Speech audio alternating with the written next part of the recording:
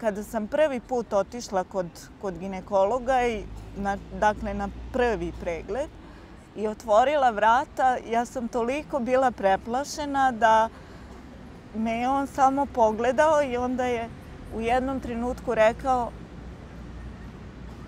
ti si trudna. A ja sam se u tom momentu pitala da li to meni na čelu piše. Najsrećniji trenutak mog života je tad kad sam postala majka. To ne može da se opiše rečima.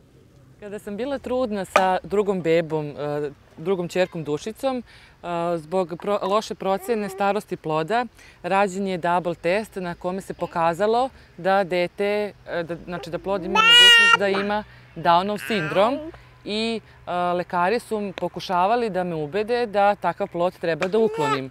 Međutim, ja nisam htela, bila sam rešena da bez obzira kakav god ishod da bude, htela sam po svaku cenu da zadržim tu bebu.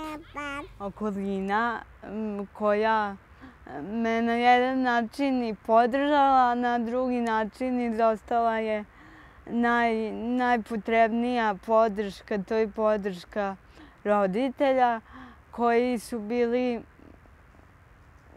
nisu imali sluha za mene, moju trudnoću, pa i sam bračni život. Oni su jednostavno rešili da prekinu sve kontakte sa mnom. Posle tog razgovora koji je trajao 45 minuta, ja sam prosto otišla kući sa rečenicom koju sam ponela od njega, a glasi ovako: šta god ko rekao o tvom stanju, jedino ti možeš da odlučiš da li ćeš dete roditi ili ne. I jedino ti treba da odlučiš.